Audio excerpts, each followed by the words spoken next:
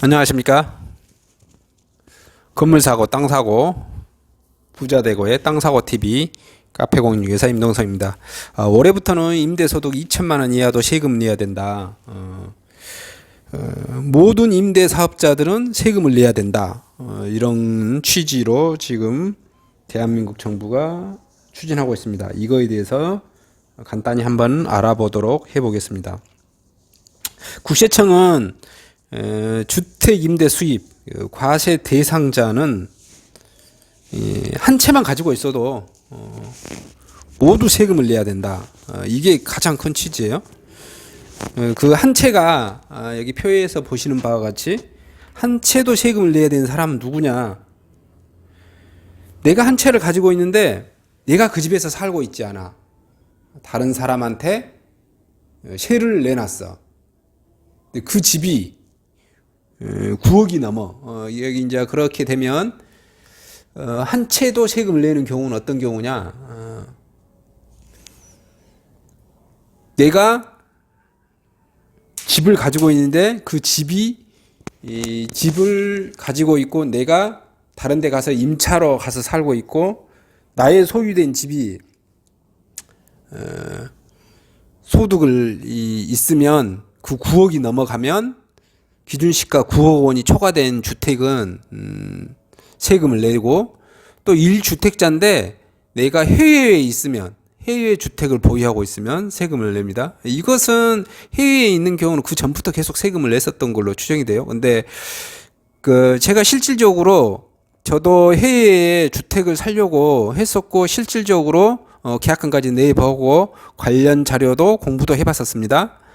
근데 실질적으로는 거기도 이렇게 편법이라면 편법이고 불법이라면 불법이고 해서 세무 당국이 그걸 모르죠. 모릅니다. 현실상으로는 법상으로는 해외의 소득을 내가 예를 들어 말레이시아에 미국에 주택을 가지고 있어요. 거기서 월세 수입이 나와요. 정부는 모르죠. 대한민국 정부는 모릅니다. 그런 경우 현지에 내가 가서 말레이시아에 가서 소비를 해버려. 그 돈을 국내로 반입하지 않아. 대한민국 정부는 모릅니다. 대한민국 국세청은 모릅니다. 그런 경우 세금을 부과할 현실적인 방법은 없을 겁니다. 그러나 만약에 그 돈을 국내로 반입해 가져온다면 당연히 부과의 대상이 됩니다. 또 이제 뭐 소액 편법으로 다른 물건을 사서 또 현금화하고 뭐 이제 방법이 있겠죠. 아마 여기 항상 세금을 부과하려는 자와 세금을 내지 않으려는 자가는 항상 역사적으로 계속해서 싸워왔던 게 관례입니다. 그래서 해외에 소득을 가지고 있으신 분, 해외에 아파트를 가지고 있으신 분, 거기는 이제 별도로 하고요. 어쨌든 이제 법상으로는 세금을 부과하겠다는 겁니다. 단 한 채만 가지고 있어도. 국내는 지방은 이제 여기 광주광역시 같은 경우도 봉선동에 9억 이상 넘어간 주택이 있긴 하죠. 대체적으로 서울은 많이 있을 것 같고, 서울 같은 경우는 한 주택만 됐어도 세금을 다 낸다고 보시면 됩니다. 그리고 두 채 가지고 있으신 분이 이제 세금이 되는데, 두 채 같은 경우는 두 채만 돼도 무조건 세금을 낸다. 다만 두 채 가지고 계신 분 중에서는 보증금에 대해서는 표에 나오시는 바와 같이 보증금에 대해서는 비과세를 해드리고요, 월세에 대해서 과세를 하겠다, 이런 취지입니다. 그 세 주택에 가지고 계신 분에 대해서는 보증금이 그 합계액, 내가 한 채 내가 살고 두 채나 세 채에다가 전월세를 줬을 거 아니에요. 요즘은 이제 대부분 보증보 월세를 많이 좀 내고 있죠.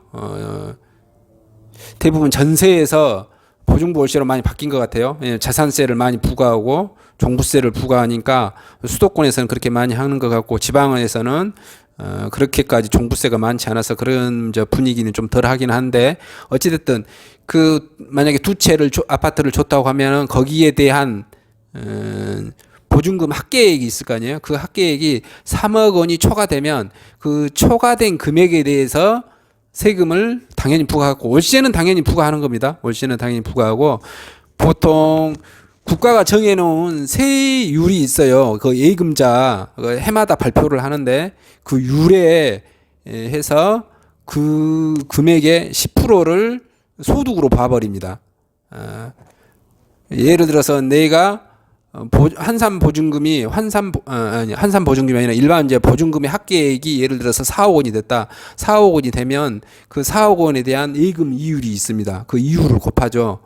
거기에 그것을 당신의 소득으로 보고 거기에 금액에 대해서 이제 세금을 부과하겠다고 이렇게 판단되어진 것 같아요. 그러면은 지금 현재 2020년부터는 단 한 채만 가지고 있어도 아파트에 대해서 무조건 주택에 대해서 세금 부과하겠다는 게 정부의 의지입니다.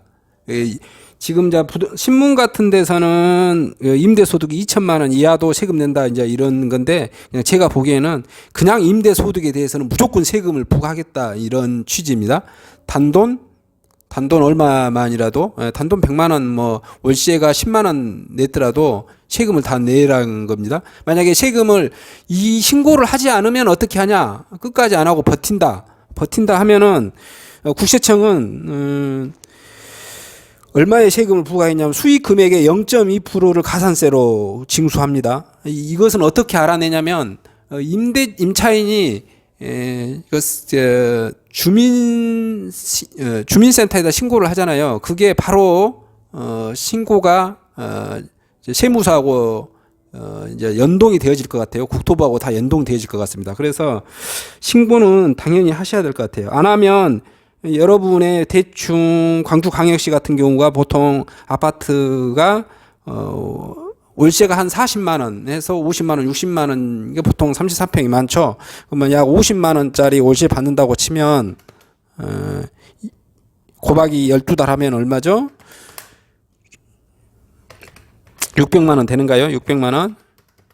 600만 원에다가 가산세만 0.002 하면 12,000원이니까 뭐 많지는 않은 건데, 일단 이 사람은 리스트에 이제 올라가는 거겠죠. 리스트에 올라가서 그 다음에 이 수익 금액에 이제 0.2% 가산세를 내고, 대한민국 세무서는 항상 이렇게 계산을 또 하지 않습니다. 여기다가 일할 계산을 또 할 거예요. 내지 않는 거에 대한 가산세를. 그래서 이 소액의 금액이 되지만 이게 부풀려질 겁니다. 이 가산세만 이제 0.2% 하는 거고, 여기에 이제 본세를 또 이제 낼 거니까 이 사업자 신고를 하시는 게 좋을 걸로 판단됩니다. 사업자 신고는 언제까지 해야 되냐면 2020년 2월 10일까지는 다 하셔야 됩니다. 2월 10일까지는 다 하셔야 되겠고, 신고하는 방법은 두 가지가 있는 것 같아요. 신고하는 방법은 세무서에다 신고하는 것이 있고, 세무서와 지방자치단체 두 군데 다 신고하는 것이 있어요. 지방자치단체 때까지 신고한 것은 임대사업자를 신고하는 거고요. 주택임대사업자를 신고하는 거죠. 세무서에다 신고한 것은 그냥 사업자를 신고한 거고, 지방자치단체에다 하는 것은 나 주택임대사업자까지 하겠다. 그래서 해주는 건데, 여기에서 방법은 또 두 가지 방법이 또 선택을 하는 것 같습니다. 종합과세, 나의 수입이 직장 수입이 있으면 직장 수입하고 종합과세를 하는 방법하고, 이제 분리과세를 선택하는 방법이 있는데, 만약에 내 직장이 좋다, 연봉이 많다 그러면 분리과세를 선택하시는 게 아무래도 뭐 좋지 않을까 싶습니다. 왜냐하면은 대한민국은 합산하게 되면 세율이 어떤 식으로 세율이 올라가냐면, 세율이 이제 6%, 9%, 6%, 지금 현재 15%, 24%, 35%, 38%, 40%, 42% 이런 식으로 누진 세율이 급격하게 올라갑니다. 따라서 내가 직장이 좋으신 분들은 분리과세를 하는 방법이 좋겠고요. 여기서 나는 아파트가 수입이 이제 적으신 분, 내가 세무서에다가 그냥 일반 사업자만 신청하신 분들은 아파트를 보유하는 게 가장 큰 차이가 있습니다. 아무 때나 팔 수 있습니다. 아무 때나. 그다음에 이제 그 지방자치단체자가 주택임대 사업자를 내면 가장 빨리 팔 수 있는 게 4년짜리가 있고요. 5년짜리, 8년짜리, 10년짜리가 있습니다. 그래서 주택임대 사업자까지를 신청하시게 되면 약 더블 차이가 나는 것 같아요. 더블 차이. 이게 쉽게 설명하시면 내 소득이 그 아파트를 월세를 내서 소득이 발생되어졌는데 내야 될 세금이 그냥 세무서에다만 사업자를 내면 냈을 때하고 주택임대 사업자를 냈을 때는 주택임대 사업자를 냈을 때 한 절반 50% 가까이가 준다고 보시면 될 것 같아요. 내가 만약에 내야 될 세금이 그냥 일반 사업자만 냈으면 100만 원 났다. 그러면 거의 주택임대 사업자 내면 한 50만 원 정도 이렇게 그냥 감을 잡으시면 될 것 같아요. 만약에 세무서에다 사업자도 자체를 안 내면 어떻게 된다? 그냥 가산세를 그냥 두드러 맞는 거고요. 좀 감이 잡히셨을까요? 그래서 이제 시뮬레이션을 그냥 해보시면 총 임대 수익 금액이 이제 2천만 원이라고 보시고 분리과세를 선택했다고 가정하면 세무서하고 지방자치단체에다가 모두 임대사업자를 이제 등록을 했다고 쳤으면은요, 총 수입의 금액의 60%, 약 1,200만 원이 필요경비로 인정받고요. 기본 공제액도 400만 원을 받을 수 있어요. 이제 가세 표준이 그렇게 해서 400만 원으로 뚝 떨어집니다. 근데 세무서에만 등록했은 경우는 어떻게 된다? 필요 경비 50%만 인정됩니다. 그래서 1,000만 원 인정되고요. 기본 공제액도 200만 원 받아 가세 표준이 800만 원 됩니다. 그러니까 약 2배 차이. 세금으로는 좀 2배 차이까지는 안 나겠는데 과세 표준이 이렇게 이제 차이가 난다고 보시면 될 것 같아요. 이렇게 해서 본인이 나는 좀 빨리 팔아야겠다.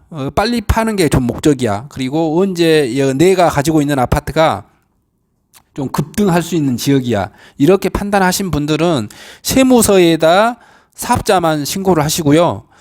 내가 가지고 있는 아파트가 좀 장기로 가야 될 것 같아. 그래야 많이 오를 것 같아. 이렇게 생각하신 분들은 이렇게 4년 이상 가야 많이 좀 오를 것 같아. 이렇게 판단하신 분들은 지방자치단체에다도 주택임대 사업자를 내시는 게 좋을 걸로 판단됩니다. 이상 영상을 마치도록 하겠습니다. 감사합니다.